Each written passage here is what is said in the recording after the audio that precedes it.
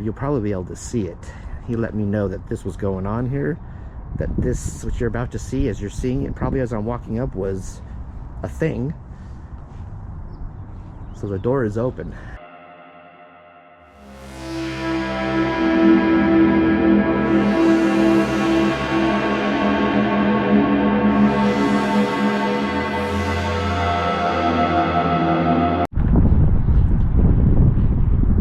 What is going on, everybody? Welcome back to the channel.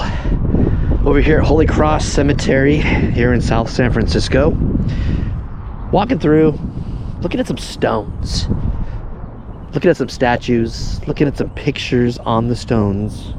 Very interesting cemetery with a lot of beautiful stuff. We're just gonna, walk around, meander around this beautiful old cemetery, look at a few things, check a few things out. So let's get on with it.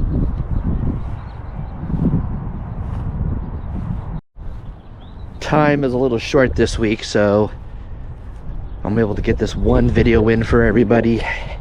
Do appreciate all the support I have received throughout my entire journey here on YouTube. You guys are greatly appreciated.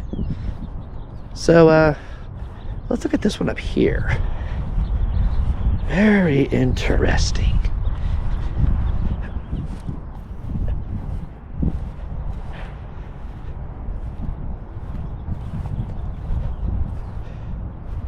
Nicola Campagno, 1826 to 1895. This is a beautiful stone. And look at this. It's got a statue. I would assume it's his likeness on the statue. Very cool thing.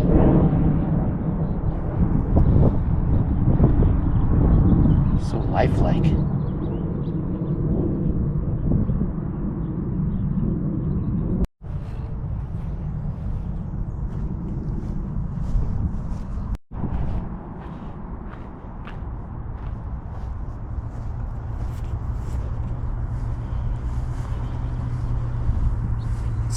Simonart is the name here. This is a beautiful one. It's got a little glass case with a little figurine inside.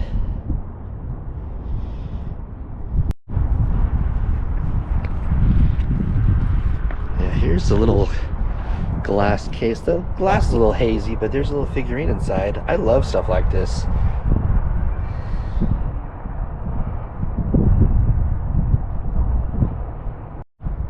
Purcell is the name on this one. This has got an interesting top piece to it. Let me show that to you. Here it is. This is Helen right here at the bottom, 1895 to 1934. Rest in peace, dear wife. And then we got this little sculpture piece on top of this. Was very interesting, very cool.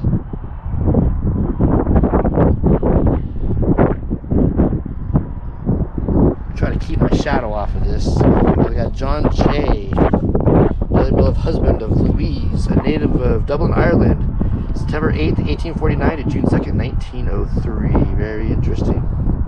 Very cool.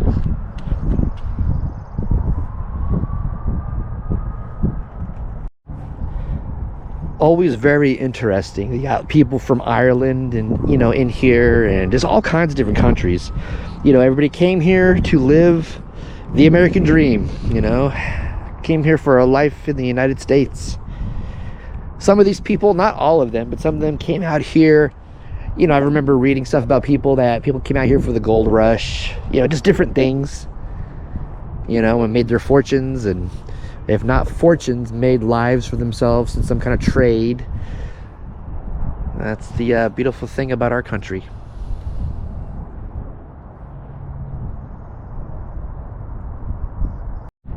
Beautiful here. John Edward Sweeney here. You got to be careful on this one when looking at the stone, because as you can see, this thing caved in a little bit.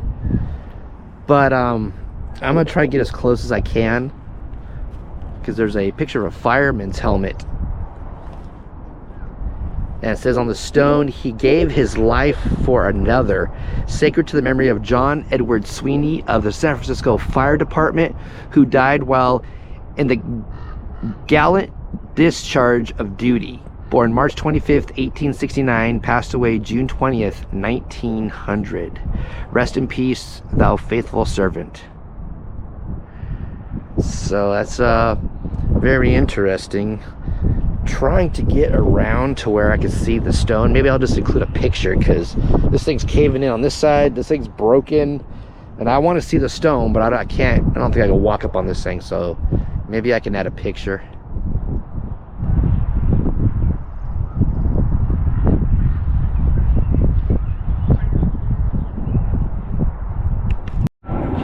Found a little bit about John. It says badge number 367, engine company number 29, Bryant Street in San Francisco. I guess that's where the station was. It says a building fire rescue attempt, 1014 Bryant Street, San Francisco. John E. Sweeney, hosman of engine company 29, died June 20th, 1900 of injuries and burns received while rescuing a man from a burning building. Mr. Sweeney's act was one of great heroism. The man he saved lived while poor Sweeney died. A generous and grateful public has made ample provisions for the family of the deceased and has paid its tribute of praise for his historic deed. Wow. It says 1909 pension effective from July 1st, 1900. Miss Jenny Sweeney, quarterly $120. I guess that's the pension back then of the firemen. And there was a picture as well. I think I already dropped it in this video right here, but that is it. We got a hero right here, John Sweeney, 1869 to 1900, San Francisco Fire Department.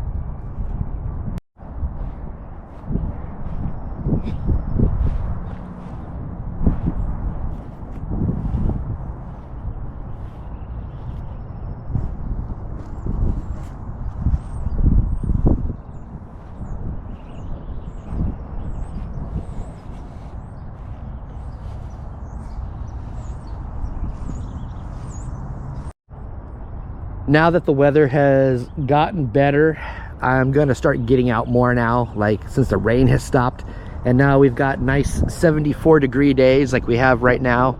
Maybe not here in South San Francisco, Colma. It's probably not 74 degrees, but earlier it was in other areas of the Bay Area here.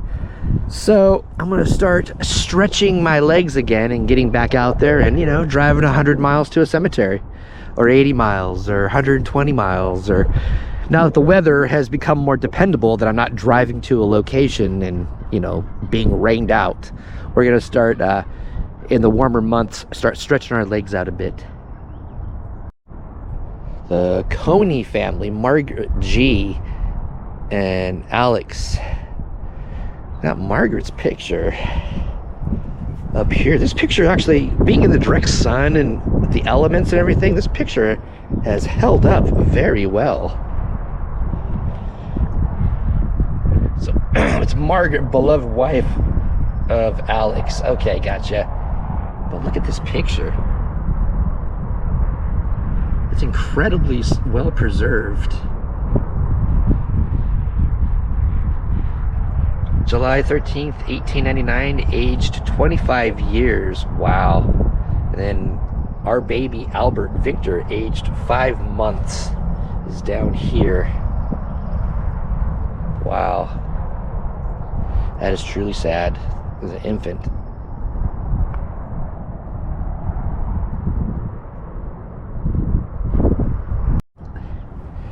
Want to get out to Santa Rosa, California. There's the rural cemetery out there. Robert Ripley, the one from Ripley's Believe It or Not, from what I understand, he is in that cemetery. So like I said, when I start stretching my legs again soon, I'll take a drive out there, check out that cemetery, and try to find Mr. Ripley's some grave there, you know.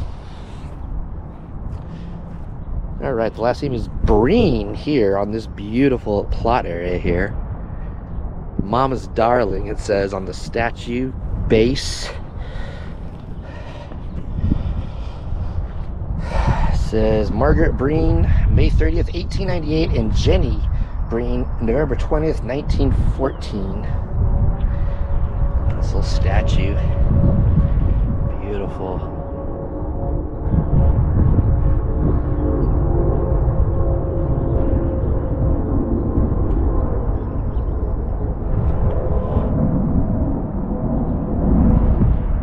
So I would assume one of these is possibly a child.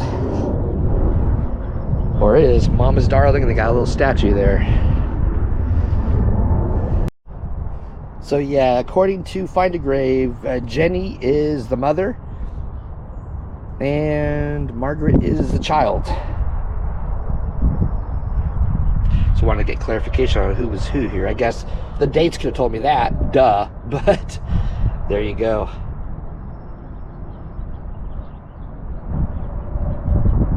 Just wanted to make sure. I see a gorgeous one over here. Nice little, looks like a pretty well kept area. I think some of the stone in this area over here has been replaced. This beautiful white stone. It just looks like, sometimes on a lot of these graves, the side stones are caving in and broken and stuff. This one looks really smooth, kind of new. Says Darcy at the base there. John Francis Hannon, Helen M. Hannon, Earl Hannon, J. Donahue, and it says Darcy at the bottom there.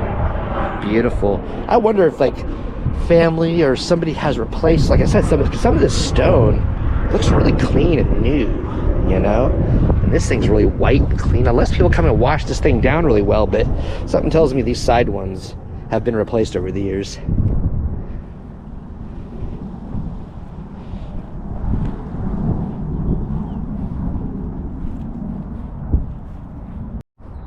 Wow, this one is totally caving in.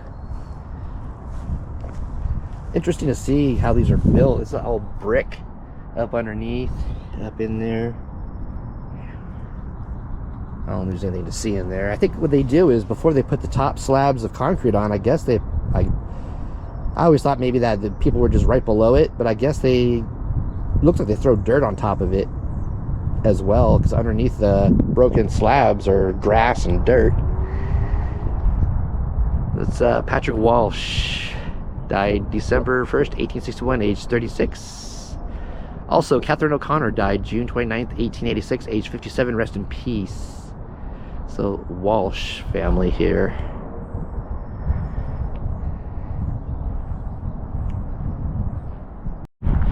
We're gonna head back to the car and check out something that I was tipped off about. Don't know if it's still a thing or going on here, but somebody had let me know, a friend of mine had let me know that there was something going on in the cemetery that could be of some interest. Let's go check it out.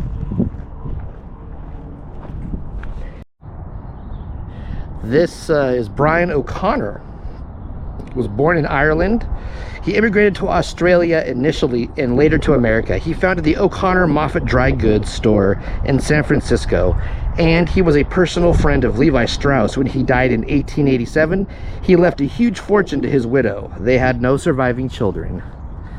But the thing that my friend tipped me off about in this scenario here is, as we get closer, you'll probably be able to see it.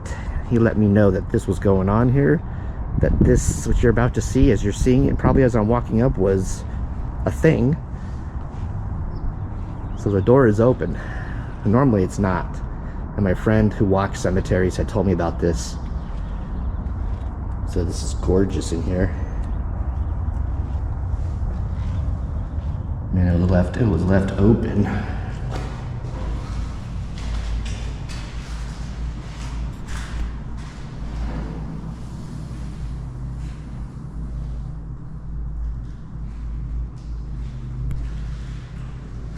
Beautiful in here. There's a dead bird on the floor. But yeah.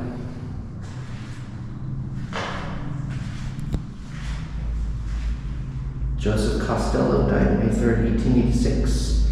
Charles Costello died July 11th, 1891. Sarah Ann died November 27th, 1910, age 65, and William, September 18th, 1904, age 72. How small the openings are. The coffins, I remember back in the day, were smaller. And Brian O'Connor and his wife Mary are down underneath the altar here. They're both in there. But, I mean, this one, this glass, stained glass, got broken. But look at this beautiful structure here.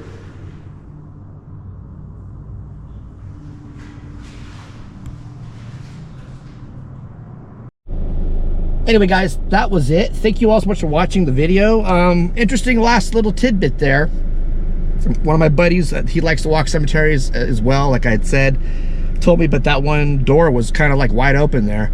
So I went in to document. So I know I'm probably gonna get a bunch of flack from people, but hey, it was open, I documented, and I left. I didn't do anything else. So, hope you enjoyed that video. If you enjoyed it, please give it a thumbs up. And if you are new to the channel, hit that subscribe button and click that bell icon. Therefore, you can be notified